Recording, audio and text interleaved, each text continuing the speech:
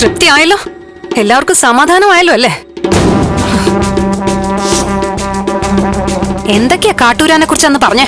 മണ്ടം വക്കീല്, പൊട്ടം വക്കീല്, കള്ളു കൊടുത്തിട്ട് ചന്ദ്രോത്തിന്റെ രഹസ്യങ്ങൾ പിടിച്ചെടുത്തു. അവസാനം ആരാരെയാ മണ്ടനാക്കിയത്? നമുക്കെതിരെ അയാൾക്ക് ആവശ്യമുള്ളതെല്ലാം നമ്മളായിട്ട് തന്നെ പറഞ്ഞു കൊടുത്തു. എന്നിട്ട് അയാളും മണ്ടനും. പോയി തൂങ്ങിച്ചാവ ത്യാഗരാജൻ ചേട്ടാ. തനുജ, മതി, നിർത്ത്. നീ ഓവറാവണ്ട. ചേട്ടൻ എന്നോട് തട്ടിക്കയറാനേ പറ്റൂ.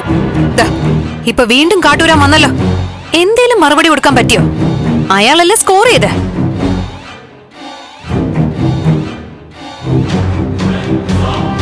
കമ്പനിയെ കുറിച്ചൊക്കെ പറഞ്ഞിട്ട് ഏട്ടൻ എന്തെങ്കിലും തിരിച്ചു പറയാനുണ്ടായിരുന്നോ? ഭീഷണി കൊണ്ട് ചേട്ടൻ അയാളെ പേടിപ്പിക്കാൻ പറ്റിയോ?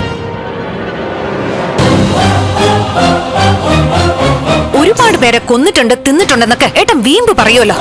എന്നാ പിന്നെ അയാളെ അങ്ങ് തീർത്തൂടായിരുന്നോ? അയാളെ അല്ല, സൂക്ഷിച്ചും കണ്ട് സംസാരിച്ചില്ലെങ്കിൽ നിന്നെയായിരിക്കും ആദ്യം തീർക്കുന്നത്. ഓ, അത് പിന്നെ എളുപ്പമാണല്ലോ. ആണത്തം ആണുങ്ങളോട് കാണിക്ക ചേട്ടാ. എന്നെ ഭീഷണിപ്പെടുത്തണ്ട.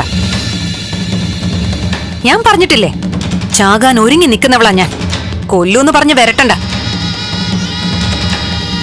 ഇവിടെ ആന്റിക്ക് എന്തോ മനസ്സ് മാറ്റം സംഭവിച്ചു. ദായിപ്പോ ചേട്ടന്റെ ശക്തി പോയി. ശക്തി പോയതല്ല, ഈ വിഷയത്തിൽ ഇപ്പൊ നടക്കുന്ന രീതിയിലല്ലാതെ കൂടുതലൊന്നും ചെയ്യാൻ പറ്റില്ല. ഓ, അങ്ങനെയാണോ? എന്നാ പിന്നെ ഒക്കെ അങ്ങ് അവസാനിപ്പിച്ച് നമുക്കിവിടെ പൊടിയും തട്ടി ഇരിക്കാൻ ചേട്ടാ. ആ ചന്ദ്രോത്തുകാര് ജയിക്കട്ടെ. ചേട്ടന്റെ ചന്ദ്രമതി ചേച്ചി ചന്ദ്രോത്തുകാരുടെ അടുക്കളക്കാരിയായി വയറ് നിറയ്ക്കട്ടെ. ഫ്ലവേഴ്സിന്റെ പിൻബലത്തോടെ 24ന്റെ പുതിയ സംരംഭം 24 സ്റ്റഡി അബ്രോഡ്. കൂടുതൽ വിവരങ്ങൾക്ക് വിളിക്കൂ 9001900156. ചന്ദ്രോത്തിലെ വിഴുപ്പലക്കിയും വിറക് കീറിയും ചന്ദ്രമതി ആന്റി ശിഷ്ടകാലം കഴിക്കട്ടെ. ജയിലിൽ നിന്നിറങ്ങുന്ന സിദ്ധാർത്ഥൻ ചന്ദ്രോത്ത് തേവക്കാട് വീട് വാങ്ങി ഇവിടെ കുളവും കുത്തി അവിടെ നീന്തി കളിക്കട്ടെ. ഒക്കെ പോട്ടെ.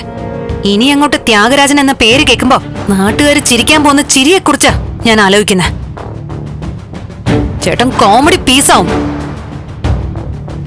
ഇപ്പൊ മലമറിച്ച് കളയുമെന്ന് പറഞ്ഞു വന്ന വീരശൂര പരാക്രമി, മംഗലാപുരവും മൈസൂരും ഒക്കെ വിരൽ തുമ്പിൽ നിർത്തിയ രാവണ പ്രഭു അവസാനം തോറ്റ് തുന്നമ്പാടി കടയും പൊട്ടി മടങ്ങുന്നു.